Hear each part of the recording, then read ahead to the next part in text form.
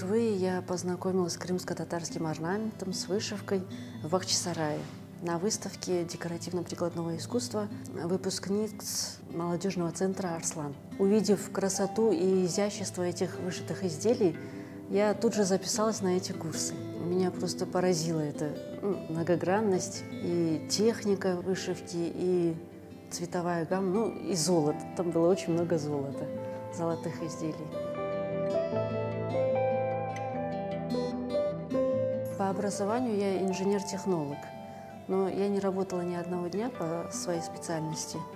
У меня был свой магазин женской одежды. Я работала там, и, познакомившись с орнаментами крымско-татарской культуры, я начала рисовать.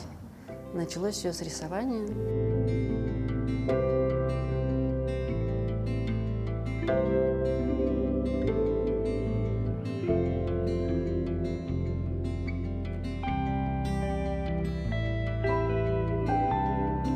Первое мое изделие было куранкап.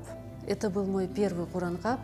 Я вышивала его как дипломная работа по окончанию курсов вышивки. Там нас обучили выстраивать древо, пожелания будущей семье, каким ты видишь свою семью. Вот таким образом я вышила куранкап. И со временем, выставив его в социальные сети, там мы познакомились с моим будущим супругом.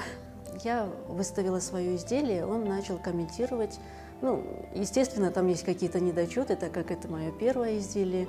Завязалась переписка, общение. В общем, так мы познакомились.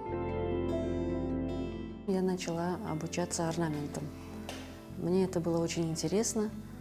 Мы лепили чебуреки, на них рисовали орнаменты, обжигали их. Весь этот процесс меня очень увлекал. Так общение заходило все глубже и глубже. Таким образом, мы поженились в 2013 году. В 2014 году у нас родился сын Эдем. Далее, уже через 4 года, в 2018 году родилась дочь Найли. На этом куранкапе я обозначила чашу, это дом. Дом стоит на земле, но земля на корабле. А корабль – это возле моря, вода.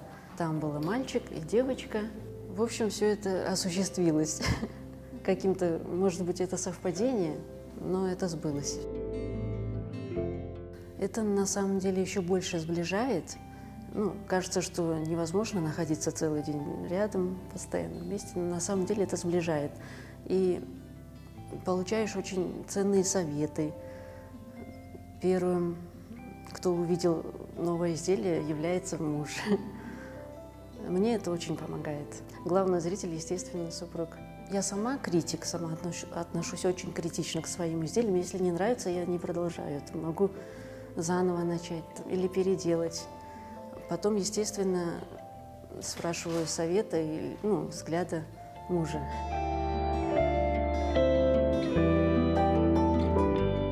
К вышивке надо подходить обязательно в хорошем настроении, потому что, вышивая, делая работу вручную, ты оставляешь там свою частичку души. Это должно быть обязательно позитивный посыл. И это меня успокаивает на самом деле. Я могла бы вышивать с утра до вечера, но просто есть другие обязанности по дому. Я вышиваю в основном традиционные изделия, стараюсь не отходить от основной традиции крымско-татарской. Очень люблю старинные изделия и изучаю именно старинный орнамент. Слава Богу, что он у нас сохранился в музеях, в частных коллекциях. И у нас есть возможность посмотреть, сфотографировать, даже потрогать. Я много делала копий изделий. Это в основном элементы крымско-татарского костюма. Это фески, ен-капаклар, учкуры, мужской свадебный пояс, платочки, едек, марама, шербенты. Вот таким образом. Конечно, в мечтах есть осуществить, полностью воссоздать крымско-татарский костюм, женский, мужской и детский.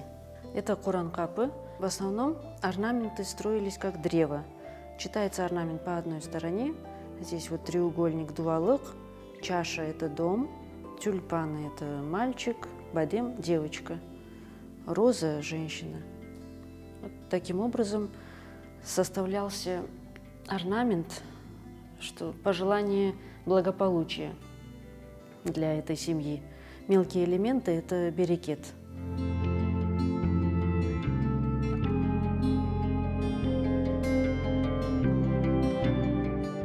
Мне очень нравится, что я являюсь маленькой частичкой возрождения нашей крымско-татарской культуры, именно этого направления. Вот это, наверное, вдохновляет больше всего.